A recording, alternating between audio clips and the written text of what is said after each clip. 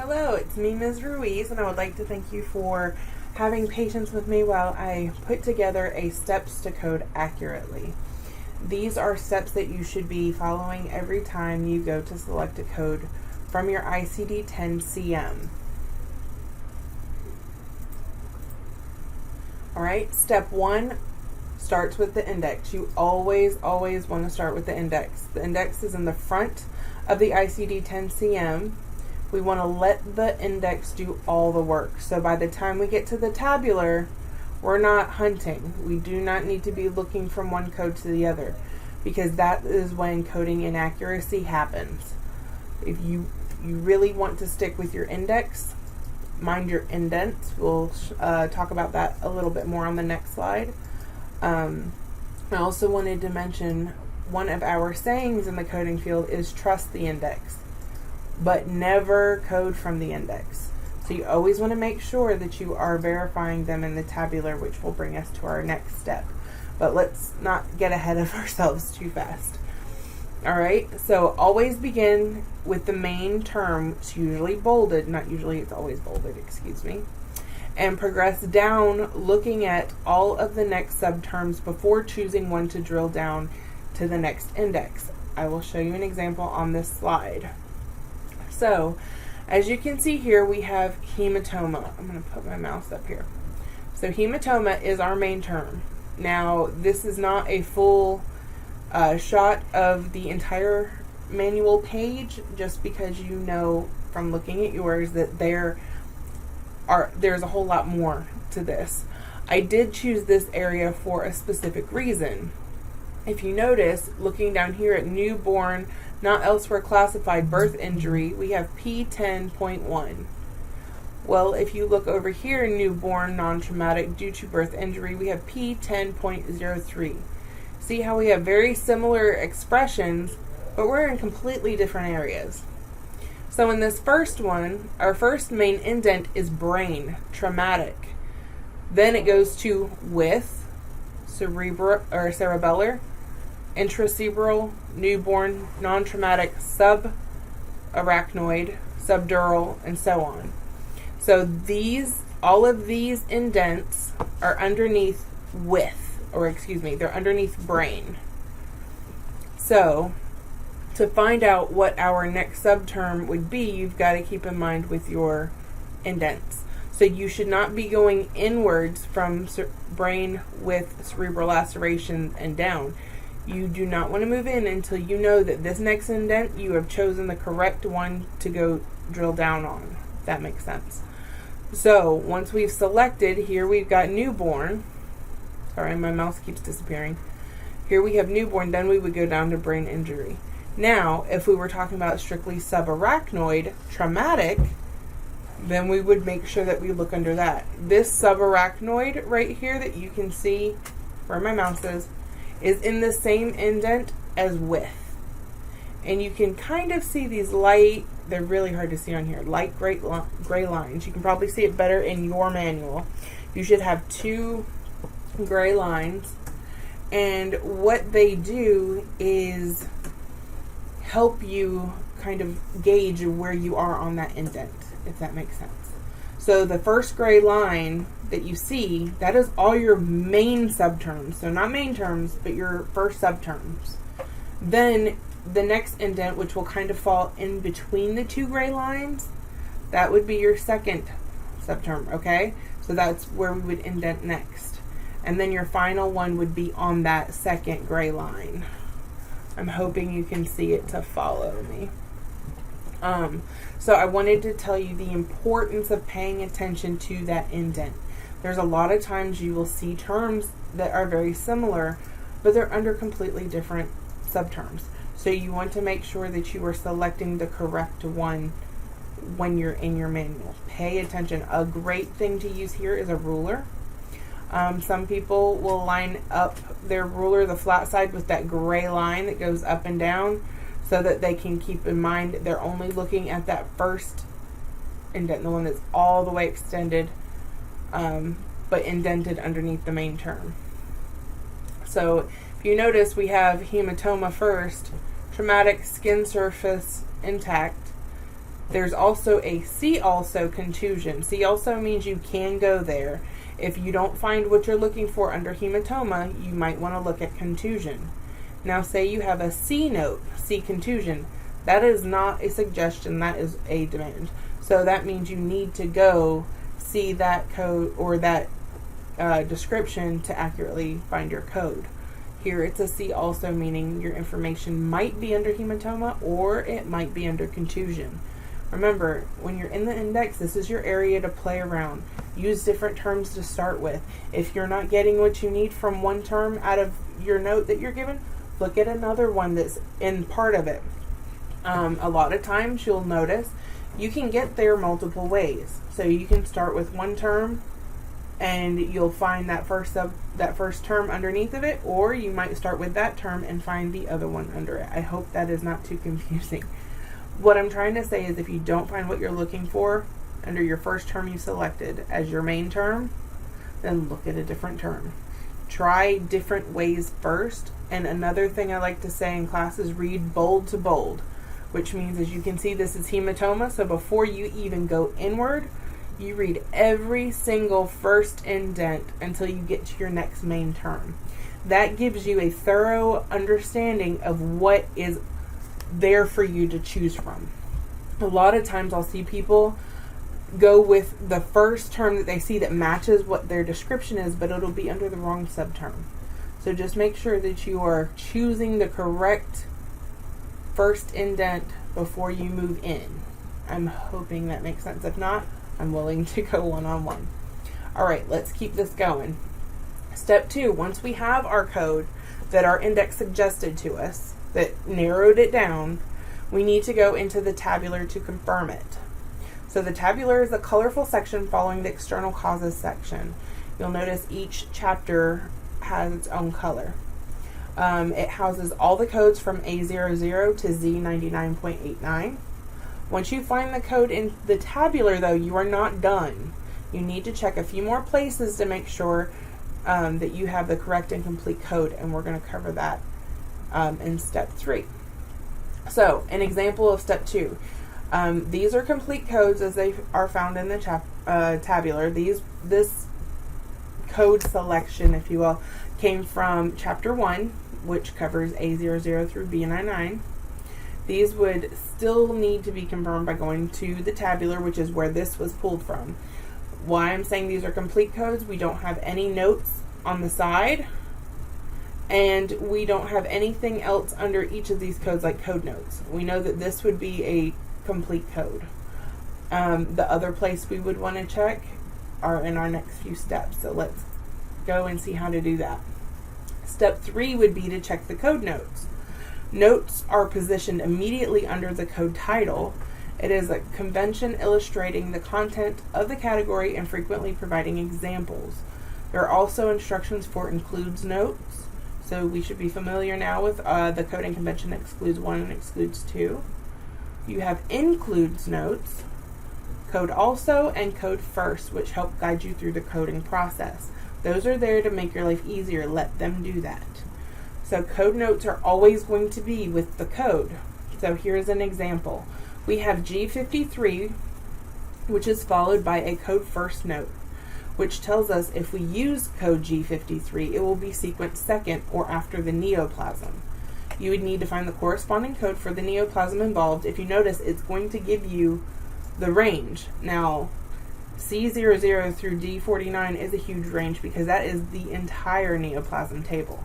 So to find that neoplasm, you're going to want to go to the table of neoplasms and let that do the work for you so that it'll narrow your code down. You'll also notice that this has an excludes 1 note, which means you cannot use G53 if one of the codes lists meets your documentation.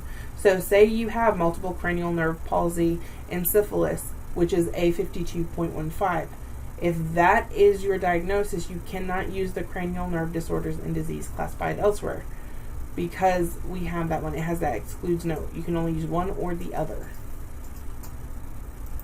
Okay, step 4. Check for additional characters. Many times you will see that you need to add characters. You'll be notified with one of these icons you see. You'll see the red check mark. Usually it'll also have the number beside it, check 5th, check 6th. And then you'll also see the blue one, which is the check mark with the X 7th. So that tells you you're going to need a placeholder. More often than not, you're going to see this on a code that has 5 characters or less. If it has 6, you won't need a placeholder because that sixth character is in that place. The whole reason why you need a placeholder is for that optical character reader you guys learned about in OST 148. Because when you first submit a claim, it's going to go through the adjudication process. So what that means is your claim is going to be processed by a computer, and if that placeholder is not there for that 7th character, it's going to stop. It's not going to make its way to that 7th character if there's nothing there telling it needs to keep going. And if you put your 7th character in the 6th position, it's not ready. The code that you selected is not going to have a letter in that 6th space. So it's going to kick it back and deny it because your code is incorrect.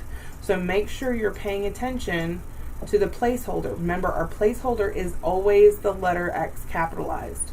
Always. Whenever you're writing your code, you want to use capital letters. We do not use lowercase. Always capital. Pay attention to your placeholder alert if needed. I'm going to show you on this next one. Here's an example of a check 4th.